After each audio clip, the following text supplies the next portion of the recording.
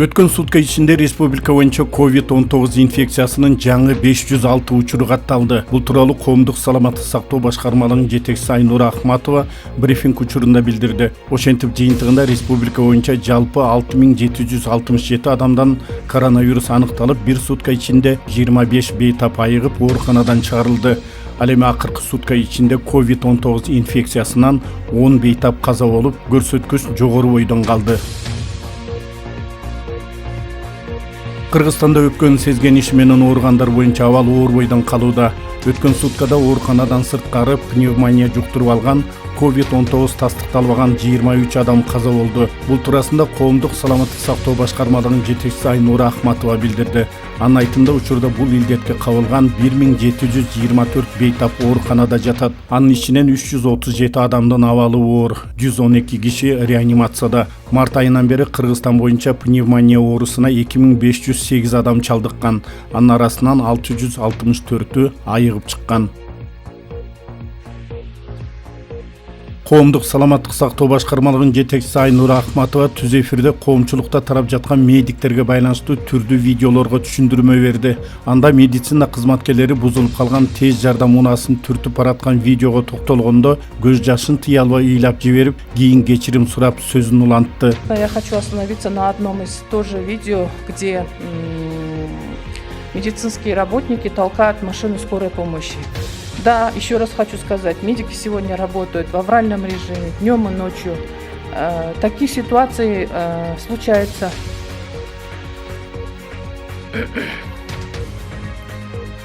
Оказывается, техника, она может на пути к пациенту остановиться, поломаться. И врачи прикладывают все свои усилия для того, чтобы поехать на спасение пациента.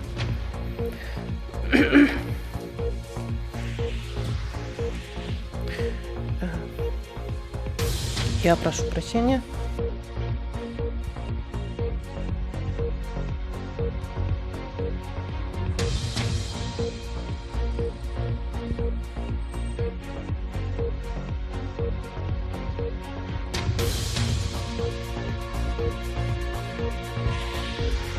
Президент Сооронбай Жээнбеков медицина кызматкеринин күнүнө карата кайрылуу жолдоп ак халатчандарга ыраазычылыгын билдирди. Өлкө башчысы саламаттык сактоо жаатында тереңдеп кеткен көйгөйлөр бар экенин моюндап, тармакты башкарууну жөнгө салуу туурасында айтып, медицина кызматкерлерине каалоосун билдирди. Урматтуу биздин дарыгерлерибиз, сиздерди кесиптик майрамыңыздар менен чын дилимден куттуктайм. Баарыңарга бекем ден соолук, амандык, жакшылык жана түшүктүү ишиңерде ийгиликтерди каалайм. Башыбыздан кечирип жаткан кыйын учурдун негизги жүгүн сиздер көтөрүп жатасыздар. Өмүрүңөргө болгон коркунучка карабай, биздин амандыгыбыз үчүн күнү түнү тыным көрбөй күрөшүүдөсүңөр. Берген антыңарга бекем туруп, милдетиңерди бийик жоопкерчилик менен аткаруудасыңар. Сиздердин бул каармандыгыңарга таазим кылабыз. Таза ниет, ак эмгегиңер үчүн терең ыраазычтык билдирем. Мээнетиңердин акыбети кайтып, айыгып чыккандардын саны көбөйдү. Тилекке каршы милдеттен мекендештерибиз да жоготуп алдык. Милдетин аткарып жүрүп, каза болгон меликтерибиз да бар. Бул баарыбыз үчүн оор толгу жоготуу. Өз жакындарынан айрылып алган мекендештериме терең кайгыруу менен көңүл айтам. Ушул оор күндөрү баардык кыргызстандыктар сиздердин кайгыңарды тең бөлүшөбүз. Кайтыш болгондордун бейишин болсун деп тилейбиз. Урматтуу медицина кызматкерлери, сиздерди колдоо жана коргоо ишин улантабыз. Пандемия саламаттык сактоо тармагындагы тереңдеп кеткен көйгөйлөрдү ачыктады. Алардын баарын жоюп, тармакты башкарууну жолго коебуз. Болбосо улут саламаттык чоң коркунучка туш болоорун баарыбыз ушул күндөрү көрүп жатабыз. Ошондой эле мамлекет башчысы Сооронбай Жээнбеков коронавирус эпидемиясына байланыштуу түзүлгөн кырдаалды татаал бойдон калууда деп баалады. Мындан тышкары илдет менен күрөшкө жардам берип, кол сунгандарга алкыш айтып, баарыңарды кайдыгер калбоого чакырам деди. Ошону менен катар президент ушундай оор мезгилде өз капчыгын толтургусу келгендерди эл душманы деп ачык айтаарын билдирди. Ал дары-дармекти, бет каптарды, жеке коргонуу каражаттарын кымбаттаткандар жазасыз калбай турганын кошумчалады. Илдет менен күрөшкө жардам берип, кол сунган мекендештериме ыраазылыгымды билдирем. Жана баарыңарды кайдыгер калбоого чакырам. Бүгүнкү күндөр журт биримдиги сынай турган мезгил экенин унутпайлы. Ушундай оор мезгилде да өз капчыгын толтургусу келгендерди эл душманы деп ачык айтам. Дары-дармектердин, бет каптардын, өзү коргонуу каражаттарынын баасын көтөргөндөр жазасыз калбайт. Россиялык дарыгерлердин делегациясы Бишкектеги оорулардын алдын алуу жана санитардык эпидемиологиялык көзөмөл департаментине COVID-19 диагнозун аныктоо үчүн тест системаларды тапшырышты. Алар Россиядан даярдалып, топтом 18 000 изилдөө жүргүзүүгө жетет. Кечээ Кыргызстанга 10 кесипкөй дарыгерден турган делегацияны Роспотребнадзор башчысынын орун басары Вячеслав Смоленский жетектеп келген. Алар методикалык жана консультативдик жардам берүү менен Кыргызстандын медицина системасынын муктаждыктарын аныктайт. Казакстан пневмония дарты менен ооруканага жаткан жана өлгөн кишилердин саны көп болуп жатканына байланыштуу атайын клиникалык протокол кабыл алды. Ага ылайык ПЧР тесттин жыйынтыгы кандай гана болбосун, пневмония менен ооругандар COVID-19 менен жабыркагандар сыяктуу эле вируска каршы дарыланат. Коронавирус инфекциясы жогорку дем алуу жолдорунан төмөн көздөй жылып кеткенге ПЧР тест дайым эле вирусту аныктай албайт экен, деди Казакстандын башкы санитардык дарыгери Айжан Эсмагамбетова. Анын айтымында июнь айында эле 628 адам пневмониядан көз жумган. Өпкөсү кагынып ооруканага жаткандардын көбүнүн тестинен коронавирус аныкталган эмес. Президент Сооронбай Жээнбеков жогорку кеңештин депутаттарын шайлоону дайындоо жөнүндө жарлыкка кол койду. Ага ылайык парламенттин 7-чи чакырылышына депутаттарды шайлоо 4-октябрга дайындалды. Шайлоо жана референдум өткөрүү боюнча борбордук комиссиясына шайлоону өлкө мыйзамдарына ылайык уюштуруу тапшырмасы берилди.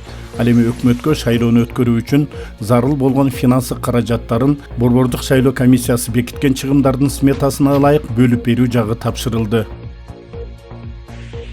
Борбордук шайлоо комиссиясынын төрайымы Нуржан Шайылдабекова күзүндө өтчү парламенттик шайлоодо эпидемиологиялык кырдаал эске алынып, тийиштүү чаралар көрүлөрүн билдирди. Анын Азаттыкка берген маалыматына караганда, саясий партиялар талапкердин тизмеси жана башка керектүү документтерди борбордук шайлоо комиссиясына 24 августка чейин бериши керек. Шайлоого катыша турган партияларды каттоо 3 сентябрда аяктап, 4 сентябрда үгүт иштери башталат. Кыргызстанда коронавируска байланыштуу кырдаалдан улам токтотулган жергиликтүү кеңештерге шайлоо качан өтөрү азырынча белгисиз. Бул тууралуу БШКнын төрайымы Нуржан Шайылдабекова Азаттыктын суроолоруна жооп берип жатып билдирди. Кыргызстанда 12 апрелде 5 шаар жана 25 айылдык кеңешке шайлоо өтмөк. Орусияда коронавируска чалдыккандардын саны кайрадан көбөйдү. Илдеттин жайылышына каршы күрөшүү боюнча федералдык ыкчам штабтын маалыматына ылайык, соңку сутка ичинде вирус 6760 кишиден табылды. Илдет жугузуп алган 147 киши каза болуп, 6047 бейтап айыгып чыкты. Муну менен Орусияда коронавирус жугузуп алгандардын жалпы саны 661165 кишини түздү. 2 күн мурда ооругандардын көрсөткүчү азайганы маалымдалган.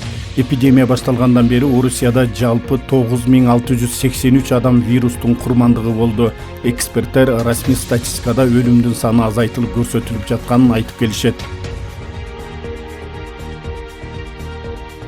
Росавиация чет элдиктердин Россияга киришине киргизилген чектөөнү 31 июлга чейин узартты. Аталган программаны алгандыгын Домодедово аэропорту жана СЖТ авиакомпаниясы тастыктаган. Жазында өкмөт коронавирус пандемиясынан улам эл аралык дайымкы жана чартердик каттамдарды токтотуп, 15 июлда жандана тургандыгын айткан болчу. Чектөөнүн экспорту учууларга, жүк, почта, санитардык жана гуманитардык каттамдарга, өлкө аймагындагы транзиттик каттамдарга жана өкмөттүн атайын чечими менен аткарылуучу каттамдарга, ошондой эле өлкөдөн чыгып кетчү жарандарга тиешеси жок. Ал эми Казакстандын туңгуч президенти Нурсултан Назарбаевдин басма сөз катчысы Айдос Укибай 2-июлда Твиттердеги баракчасына экс-президенттин коронавируска кайталап тапшырган анализдери таза чыкканын жазды. Ал Назарбаев дагы эле ООЧодо болорун белгилеп, мындай билдирүүсүнө спорт костюмчан кара көз айнек тагынган Назарбаевдин сүрөтүн кошо тиркеди. Назарбаевга коронавирус жукканы 18-июнда белгилүү болгон. Басма сөз катчысы жергиликтүү басылмаларга анын оорусу жеңил өтүп жатканын билдирген. Бангладештеги 103 кыргызстандык жаран 2-июлда авиатрафик аба компаниясынын чартердик каттам менен Даккадан келди. Бул учак менен Өзбекстандын жана Тажикстандын Бангладештеги жарандары да алынып келингени маалым болду. Келгендердин баары обсервацияга алынганы айтылды. Айта кетсек, коронавирус пандемиясынан улам бир катар мамлекеттер аба каттамдарын токтотуп, чек-араларын жапкан. Ушундан улам чет өлкөлөрдө миңдеген кыргызстандыктар калып, бийликтен өлкөгө алып кетүүнү суранып келишет. Алардын көбү Орусияда.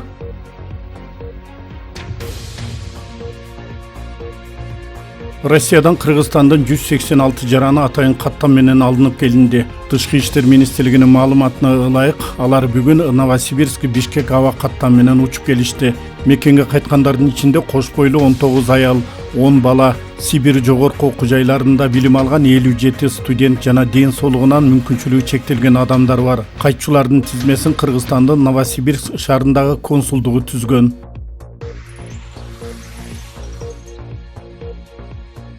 Ош областынын Ноокат райондук ички иштер башкармалыгынын жетекчисинин убактылуу орун басары жана тергөө кызматынын башчысы 50 000 сом пара алып жаткан жеринен кармалды. Бул тууралуу Ички иштер министрлигинин маалымат кызматы кабарлады. Билдирмеге ылайык министрликтин ички иликтөө кызматына ТА аттуу жаран кайрылган. Арыздануучу Ноокат райондук ички иштер башкармалыгынын кызматкери ага карата сотко чейинки өндүрүштү оң жагына чечип берүү үчүн 80 000 сом талап кылып жатканын айткан. Учурда иликтөө иштери уланууда. Россия лидери Владимир Путин баш мыйзамга өзгөртүү киргизүү боюнча добуш берген россиялыктарга ыраазычылыгын билдирип, бийлик алардын ишенимин актоо үчүн бардык күчүн жумшаарын айтты. Россия БШКсы баш мыйзамга өзгөртүү киргизүү боюнча берилген добуштардын протоколдорун толук эсептеп чыкты. Ага ылайык Россиянын конституциясына түзөтүү киргизүүгө макул болгондор добуш бергендердин 77,92%-ын түзсө, каршы пикирин айткандар 21,27% болгон. Келгендер жалпы добуш берүүчүлөрдүн 67,97%-ын түзгөн. Мыйзам бузуулар же арыздануучулар катталган эмес. Эл бир апта 25-июндан 1-июлга чейин добуш берген. Баш мыйзамга киргизилген өзгөртүүлөрдө президентке, өкмөткө жана ар кыл деңгээлдеги мамлекеттик кызматкерлерге талаптары жаңыланган. Ошондой эле учурда иштеп жаткан Путинге 2024-жылы кайрадан президенттик шайлоого катышууга мүмкүнчүлүк берет.